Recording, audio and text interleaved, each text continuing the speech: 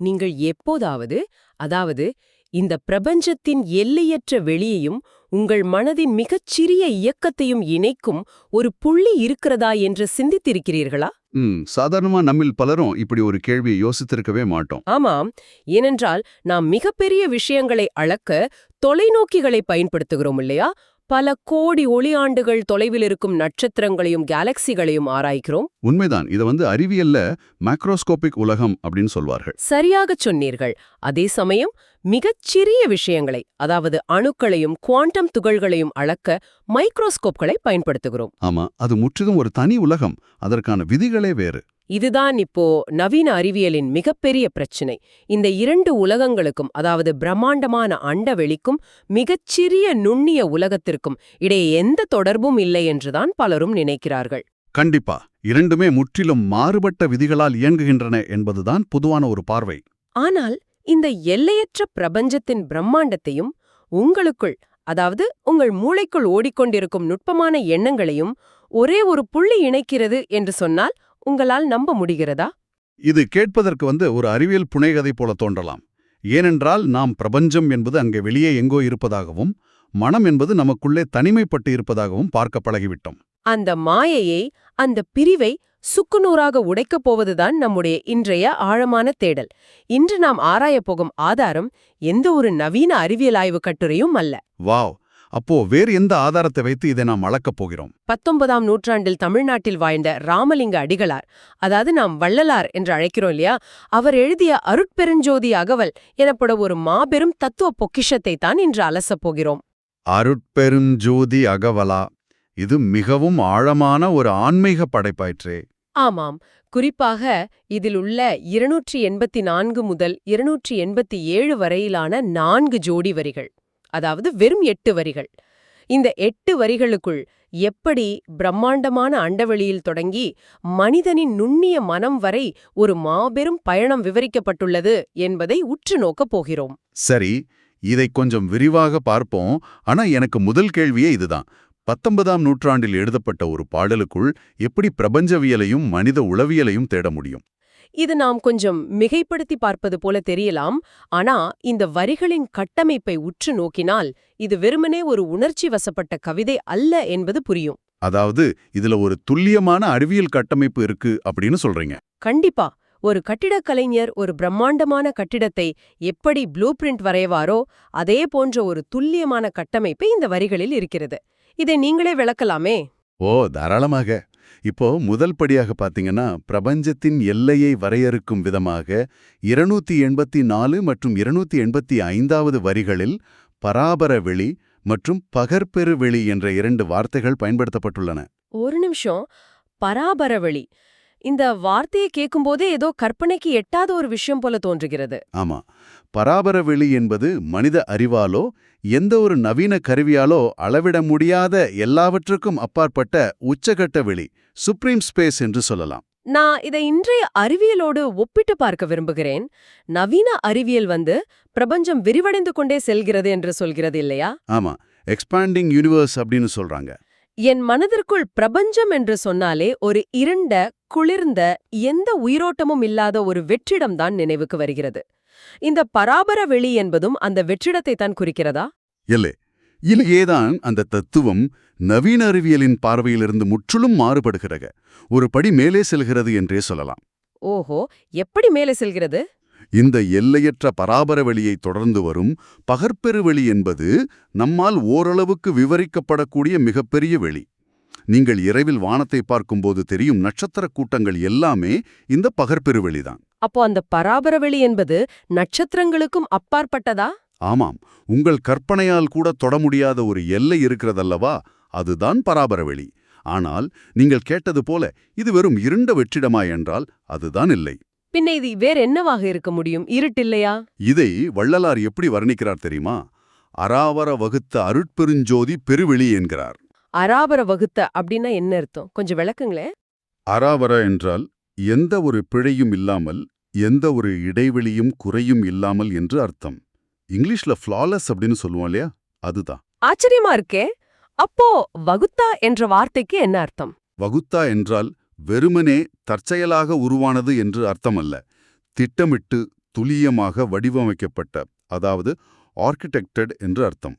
இருங்கள், நீங்கள் சொல்வதை பார்த்தால் நாம் 19ஆம் நூற்றாண்டு தத்துவத்திற்குள் இன்டெலிஜென்ட் டிசைன் என்ற நவீன கோட்பாட்டை கொண்டு வருகிறோமா? ஒரு வகையில் அப்படித்தான் சொல்ல வேண்டும். அதாவது பிரபஞ்சம் என்பது ஏதோ பிக் பேங் போன்ற ஒரு தற்செயலான விபத்தால் உருவானதல்ல, அது மிக துல்லியமாக ஒரு பேரறிவால் வடிவமைக்கப்பட்டது என்கிறீர்களா? ஆமாம், ஒரு மாபெரும் ஒளி அந்த பிரம்மாண்டமான பெருவெளியை எந்த ஒரு சிறு பிழையும் இல்லாமல் நேர்த்தியாக வடிவமைத்துள்ளது என்பதுதான் இதன் பொருள். ஒரு கவிஞர் பயன்படுத்திய வகுத்த என்ற ஒற்றை வார்த்தையை வைத்துக்கொண்டு இவ்ளோ பெரிய முடிவுக்கு வருவது சரியா? ஒருவேளை அவர் தற்செயலாக பயன்படுத்தியிருக்கலாமே? இது ஒரு நல்ல கேள்வி. ஆனால் வகுத்த என்ற வார்த்தையை அவர் தற்செயலாக பயன்படுத்தவில்லை. இந்த 8 வரிகள் முழுவதும் அவர் மீண்டும் மீண்டும் அந்த வார்த்தையை பயன்படுத்துகிறார். அப்படியா? வேற எங்கெல்லாம் வருகிறது?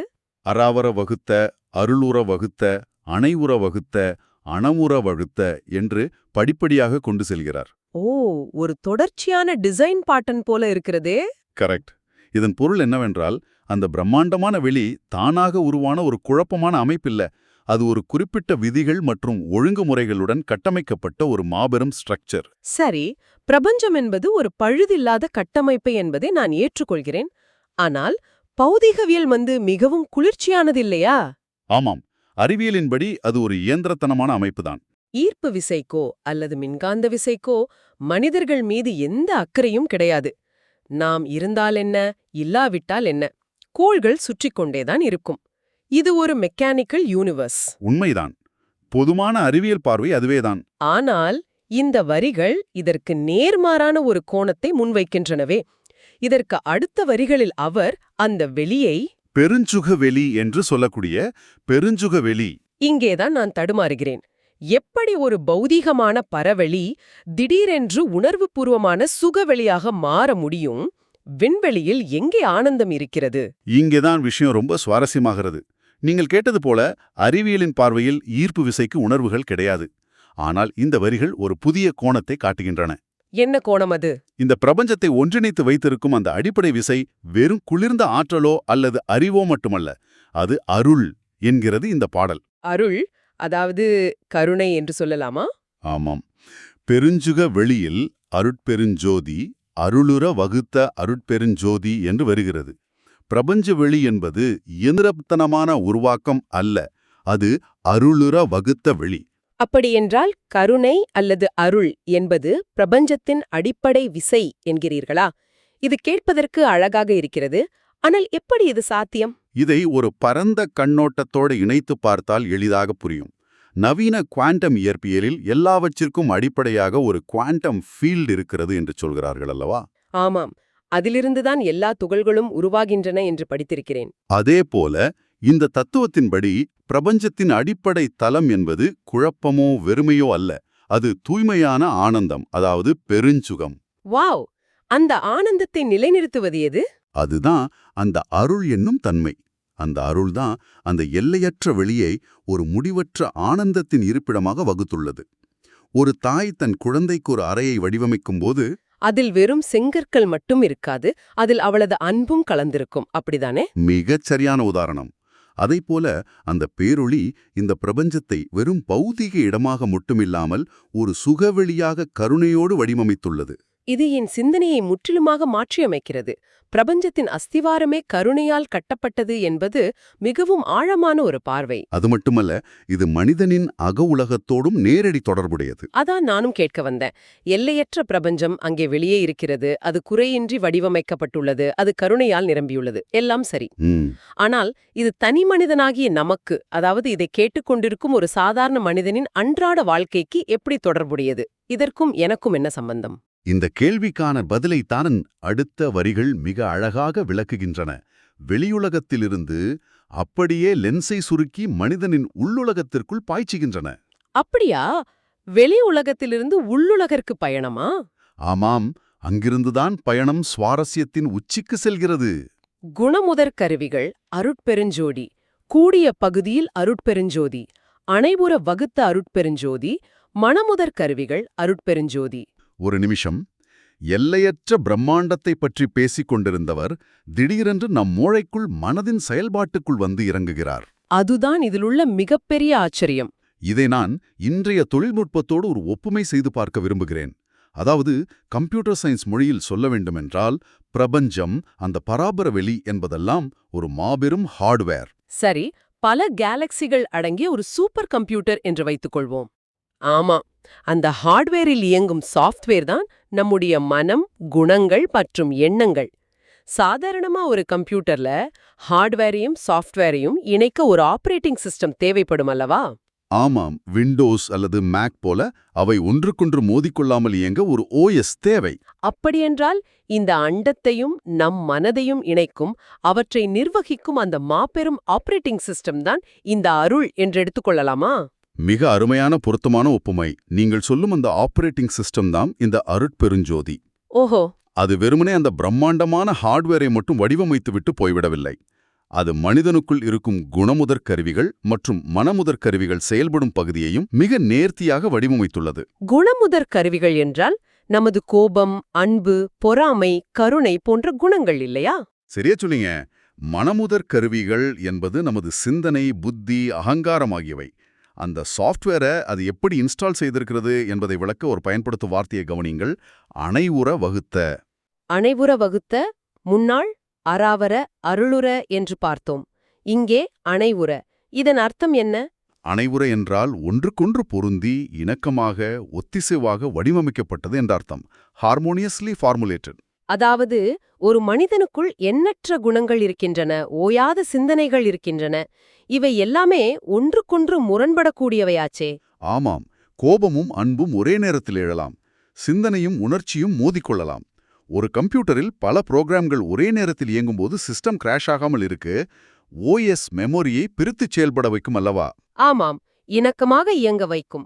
அதே போல அந்த பேரொளி மனிதனின் அகக்கருவிகள் ஒன்றுக்கொன்று முரண்படாமல் ஒருவித இணக்கத்தோடு செயல்பட அனைவுற வகுத்துள்ளது. வாவ்! இதை சாதாரணமாக கடந்து சென்றுவிட முடியாது. நாம் நமது மனதை ஏதோ குரங்கு போல தன்னிச்சையாக அலையும் ஒரு குழப்பமான விஷயமாகத்தான் நினைக்கிறோம். பலரும் அதை பரிணாம வளர்ச்சியின் ஒரு தற்செயலான விளைவு என்றுதான் கருதுகிறார்கள். ஆனா கோடிக்கணக்கான நட்சத்திரங்களை ஒன்றுடன் ஒன்று மோதிக்கொள்ளாமல் எந்த பேரொளி சீராக இயங்க வைக்கிறதோ அதே மாஸ்டர் ஆர்கிடெக்ட் தான் எனக்குள் எழும் கோபம், கருணை போன்ற கருவிகளையும் ஒத்திசைவாக இயங்க வடிவமைத்திருக்கிறார் என்பது மலைக்க வைக்கிறது. சரியாக பிடித்தீர்கள். மனமும் குணமும் தற்செயலானவை அல்ல. அவையும் அந்த மாபெரும் பிரபஞ்ச வடிவமைப்பின் ஒரு அங்கமே. இதுவே மிகப்பெரிய திறப்பாக இருக்கிறது. ஆனால் இந்த பயணம் இத்துடன் முடிந்துவிடவில்லை. ஹார்ட்வேர் தயார், சாஃப்ட்வேர் தயார், ஆபரேட்டிங் சிஸ்டமும் இயங்குகிறது. ஆனால் இந்த ஒட்டுமொத்த கணினியும் யாருக்காக வேலை செய்கிறது? ஆமாம், ஒரு யூசர் இருக்க வேண்டும் அல்லவா? இந்த ஒட்டுமொத்த படைப்பிற்கும் மையமான ஒரு புள்ளி எங்கே இருக்கிறது? அதுதான் ஒரு உயிரின் மையப்பகுதி. இவ்வளவு பெரிய பிரபஞ்சம், இவ்வளவு நுட்பமான மனம், இவை யாருக்காக வடிவமைக்கப்பட்டன என்ற கேள்விக்கு விடையாகத்தான் அடுத்த வரிகள் அமைகின்றன. சொல்லுங்கள், அந்த வரிகள் என்ன? மண்ணுயிர் வழி அருட்பெருஞ்சோதி, அணமுற வகுத்த அருட்பெருஞ்சோதி. பிரம்மாண்டமான அண்டவெளியில் தொடங்கிய இந்த பயணம் இப்போது மண்ணுயிர் வெளி என்ற தனிப்பட்ட உயிரின் தங்குமிடத்தில் வந்து நிற்கிறது. மண்ணுயிர் வெளி. இந்த பயணத்தின் இறுதி இலக்கு இதுதானா? மேக்ரோஸ்கோபிக் பிரபஞ்சத்தில் தொடங்கி மனதின் கட்டமைப்பை பார்த்துவிட்டு இப்போதில் மைக்ரோஸ்கோபிக் உலகத்தை நெருங்கிவிட்டோம். ஆமாம், மண்ணுயிர் என்றால் நிலைத்து நிற்கும் உயிர். ஒவ்வொரு தனிப்பட்ட உயிருக்குள்ளும் ஒரு சிறிய வெளி இருக்கிறது. அந்த மண்ணுயிர் வெளிதான் நமது இருப்பின் மிக ஆழமான மையம். அந்த சாஃப்ட்வேரை இயக்கும் யூசர் என்று சொல்லலாமா? தாராளமாக சொல்லலாம். இங்கே அந்த ஜோதி எப்படி செயல்படுகிறது என்பதை விளக்கும் அந்த இறுதி வார்த்தையை கவனியுங்கள். அணமுற வகுத்த. அணுமர வகுத்தா என்றால் என்ன? அணுமுற வகுத்தா என்றால் ஒவ்வொரு உயிருக்கும் தகுந்தாற்போல் மிகச்சரியான அளவில் அதற்கான வெளிப்பொருத்தமாக வகுக்கப்பட்டுள்ளது என்று அர்த்தம். புரியலையே, கொஞ்சம் விளக்கமா சொல்ல முடியுமா? அதாவது பிரபஞ்சத்தில் உள்ள அனைத்து உயிர்களுக்கும் ஒரே மாதிரியான வெளி கிடையாது. ஒரு யானையின் உயிருக்கு அதற்கேற்ற ஒரு வெளி, ஒரு சிறிய எறும்பின் உயிருக்கு அதற்கேற்ற வெளி. ஓ, அந்தந்த உயிரின் தன்மைக்கேற்றவாறு அமைக்கப்பட்டிருக்கிறதா? ஆமாம், ஒரு மனிதனின் உயிருக்கு அவனது பரிணாம வளர்ச்சி மற்றும் புரிதலுக்கு தகுந்தாற் போன்ற ஒரு வெளி. அந்தந்த உயிருக்கு எது பொருத்தமானதோ அதை மிக துல்லியமாக அந்த ஒளி வகுத்து கொடுத்திருக்கிறது. இதை நினைத்து பார்க்கும்போதே எனக்குள் ஒரு சிலிர்ப்பு ஏற்படுகிறது. இந்த முரண்பாட்டை, இந்த மாபெரும் பாரடாக்ஸ் நீங்கள் கவனிக்கிறீங்களா? எந்த முரண்பாட்டை சொல்கிறீர்கள்?